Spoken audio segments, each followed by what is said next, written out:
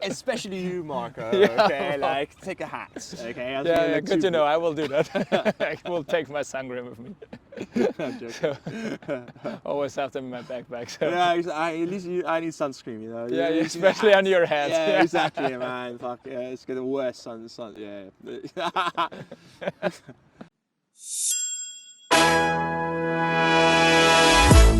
Welcome listeners to the podcast Communicate with the World, sponsored by Europe Direct. Don't believe tourists, we ask the locals. Fine. Nice to meet Hey, you. nice to meet you, Mike. Dude, thanks. Hey, what a cool thing to have you here in my podcast. Yeah. Something really special today because you're from a very small country, Malta, right? Yeah. So tell us something about you, Mike. So I'm Maltese Austrian, and I've been living in Austria now for like the last on and off 20 years. But I was born and raised in Malta, so like I had the luck of having both like mountains and seas. So I love diving, but I was like skiing. So like let's say a bit of schizophrenic existence. You know, living in both places. But myself as well. Generally, like I love, like I said, being on the water. I'm pro climate change, like pro fighting against climate change, and I love politics, international relations. I enjoy traveling a lot, so you know, especially anywhere that's tropical. But then you know, climate change is not the best, but nowadays. But yeah, and I love food. So like Italian cuisine, those are my favorite things actually. Yeah, so, nice. And sports. Yeah. Yeah, Mike, you're the perfect guy for that. As you said, you lived a long time in Austria. That's also why we here meet in Vienna, in the middle of the museums quarter, right? Correct. Yeah. And what's so special for you in Vienna? The special thing about Vienna, I think, is just how easy it is to live here. Really, I mean, it's really easygoing. It's quite cheap.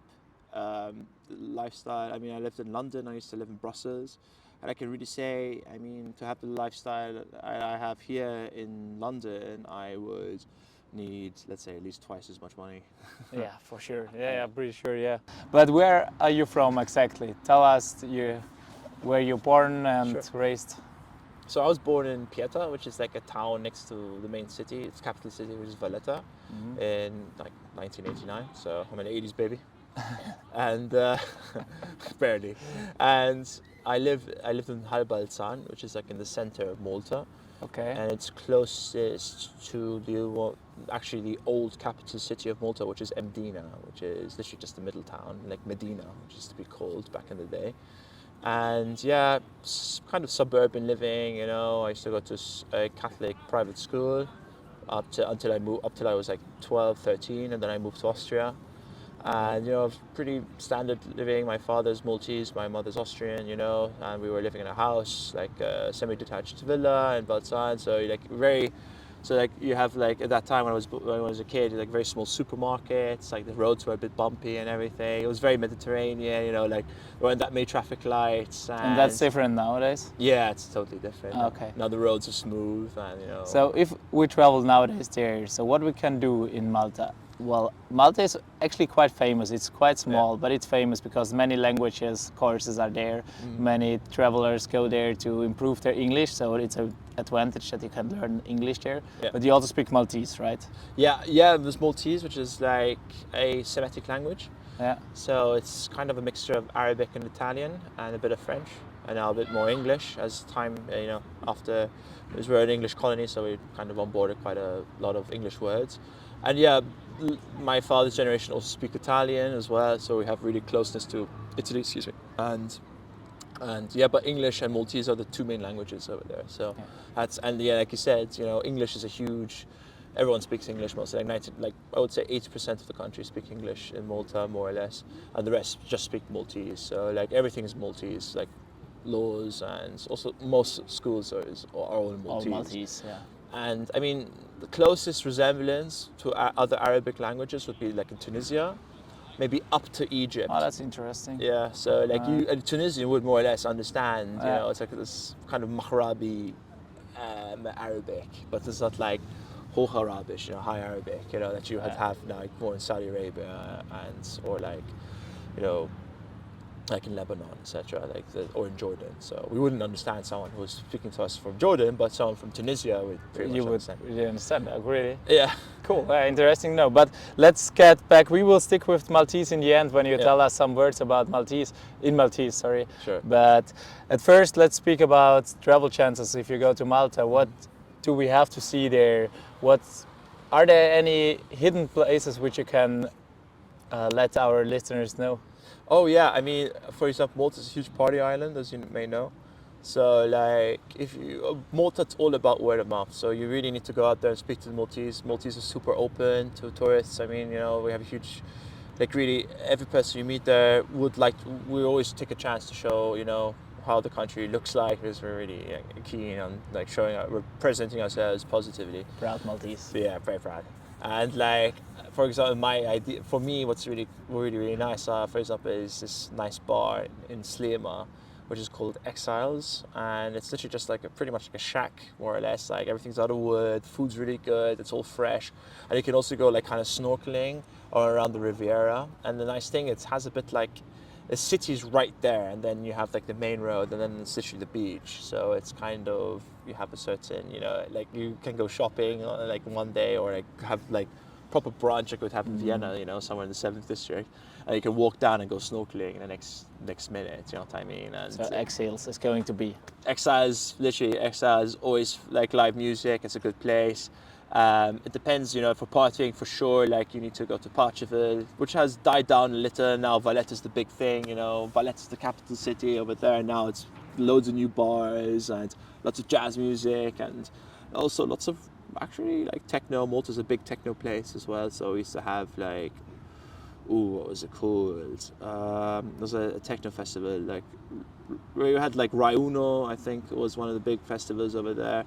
But like I said, really small things. I mean, Malta, again, for example, I have friends who have their own little techno parties where we would go, for example, Sel Moon, and that would be up on the tail of Malta, in Meleha.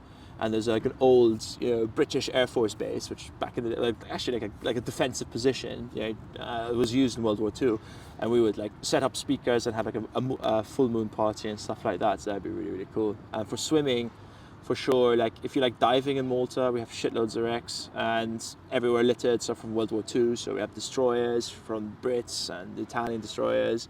We have also old tanker ships, and also we have scuttled ships in Gozo, which is the sister island of Malta. Mm-hmm. So Malta's an archipelago.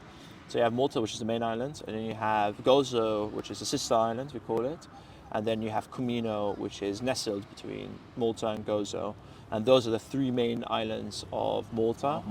Yeah, and then you have Filfla, which is quite small, and that's a protected area.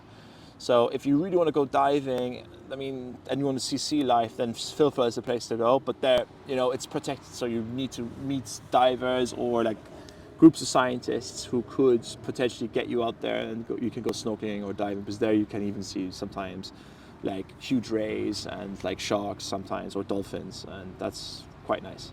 Cool, nice. Well, so you gave us already some inputs and some spots where you definitely have to go, like Exiles, right? Exiles, this is for partying. If you want history, that's something completely else. Yeah, something.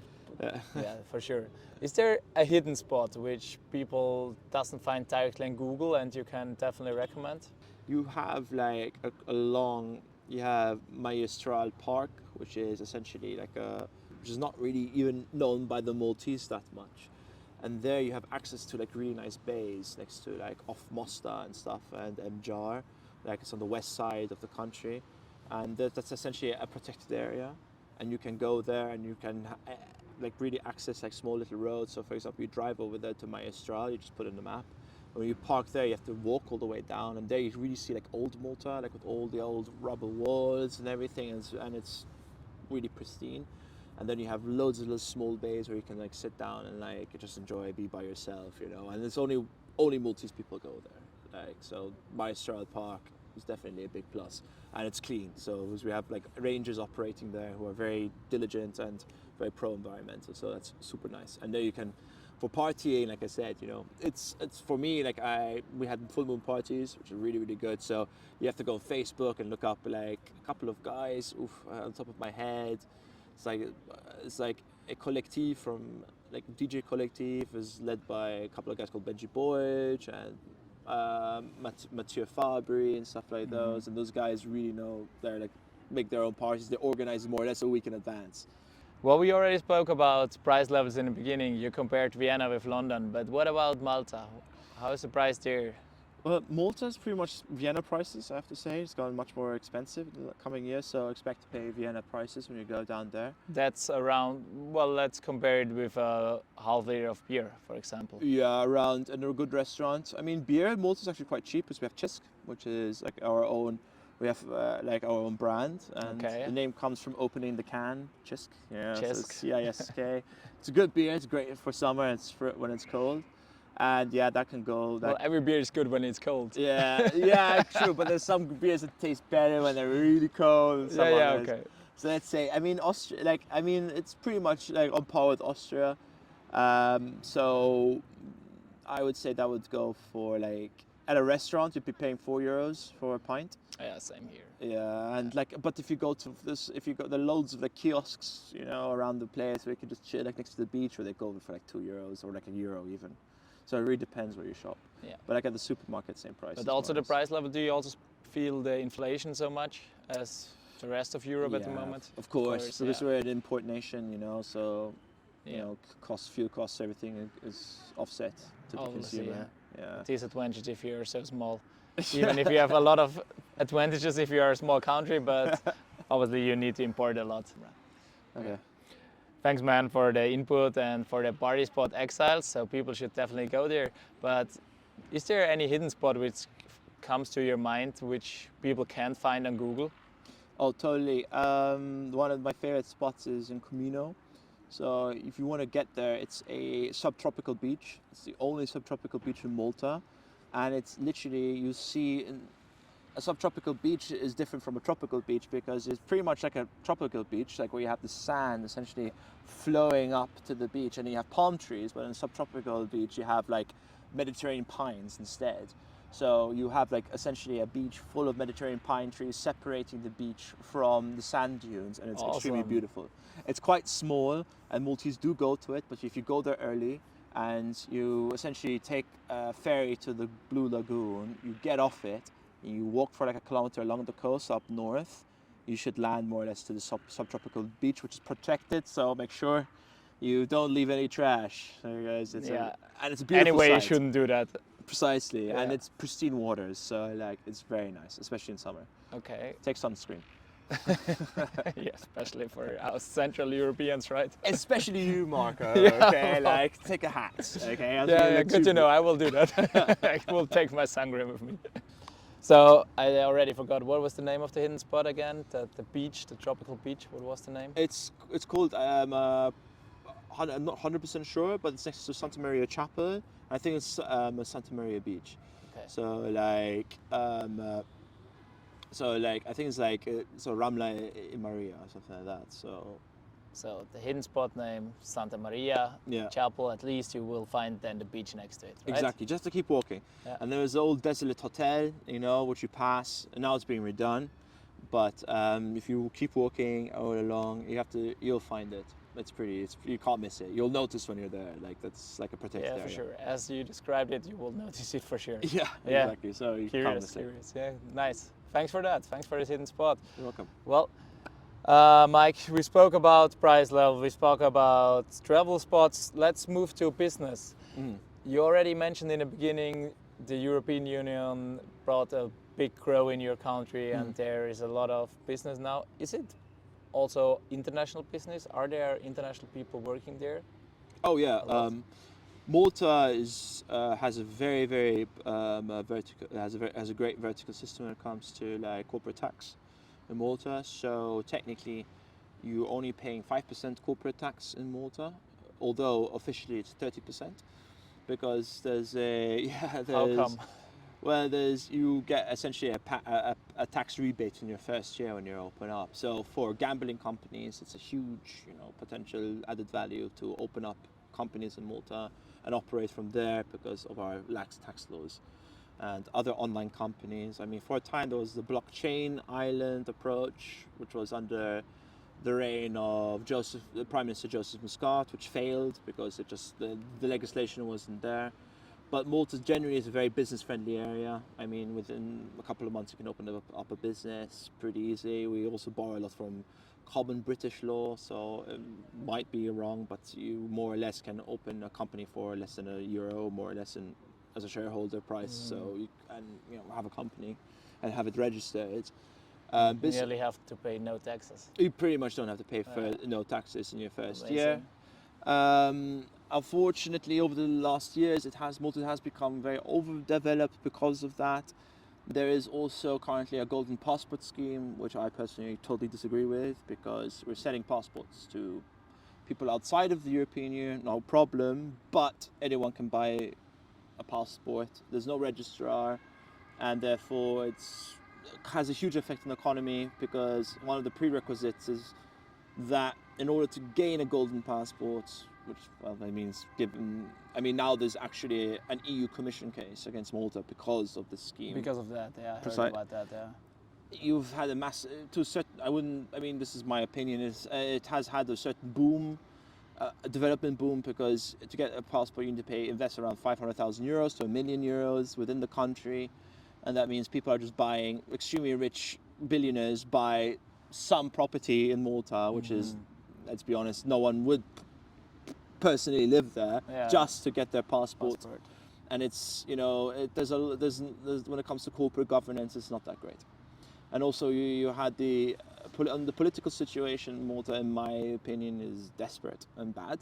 Right now, since the death and murder and the assassination of Daphne Caruana Galizia in 2017, Malta's, in my opinion, is going through a legal, political crisis of proportions it's never dealt with. The current government created the government under Joseph Muscat, which was a Labourite. He was elected the most corrupt personality in 2019. You have a lot of nepotism.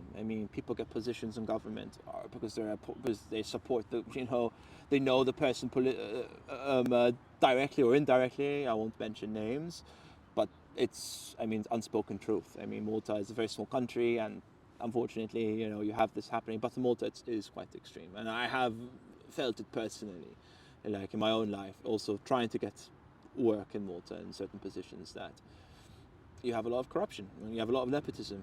Mike, ridiculous with the murdering of the investigation journalist and the corruption in the politics. So it brings me to another question, which I ask all my guests at the podcasts. How is the security situation there? Malta's very safe despite what I was saying. It's like Vienna. I would really compare it to Vienna, I have to say. Maltese generally are a friendly, open-going people. We love to share our culture, so you can walk in the street drunk, more or less, without a problem, and more or less everywhere. Yeah. So yeah, it's a very safe country, I have to say. Nice. And you never experienced some stolen things or something, some robbery at your own? I have to say, never experienced anything any. Yeah. Anyway, the language barrier you don't have in Malta. I don't need to ask you that, because normally I ask if it's possible to work there just with English. Obviously, yeah, it's possible. You can, especially with the Maltese. Although it's a very difficult language to learn, I don't speak it 100% fluently. I have to say, because I just lived abroad for so long. So. Man verlernt es, as you say it in German. Yeah, for sure. Yeah. You definitely forgot about it if you don't use it, if you don't need it. Yeah, exactly. But let's go to that. Can you tell our listeners a few words in Maltese, like just if someone travels there, that they know basic words like thanks, please, or how to order something. Just a few simple words which you can teach us. Okay, sure. We have the Italian word grazie, so for thank you, say grazie. Grazie, okay. Grazie hafna. With a little other pronunciation, right? Grazie. Precisely, yeah. Grazie, we don't say grazie, we say grazie. So grazie hafna. Okay. Hafna is a lot also in Arabic. Grazie hafna. And then we say, funny enough, we say just to give you some idea of some French influence, which doesn't exist in Arabic, we say for father, monsieur, which comes from the word monsieur, which is quite interesting.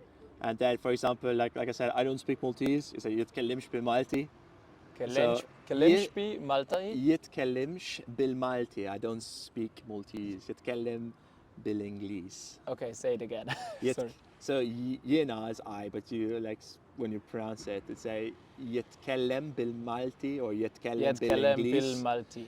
Yetkellem bil Malti, I speak. Yetkellem bin Malti. Yeah, so you can see the Arabic touch. But as you said, it's really tough to speak it. Yeah, it is tough, but a funny word is like, I think if someone hears that on the street, like to say I love you, which doesn't sound the best, but it says in Topok. In Topok? Yeah, in Topok. It's not the nicest I love you. Not the world. nicest, but easier than I don't speak Maltese. Yeah, In Topok. exactly. Yeah. Wow, cool. Really interesting things, and thanks for all the input. So historically in Malta it's really nice as well. It's like, you know, we had a huge temple building period from the megalithic to the Neolithic period from 3600 BC up till 2600 BC or so. So like the three big ones, I think one of the oldest standing structures in the world, second to megalithic temples in Turkey, is Gigantia, which is the giantess, it's called in English. And it's a freestanding structure which was built by, you know, the Neolithic peoples back in 3600 BC around.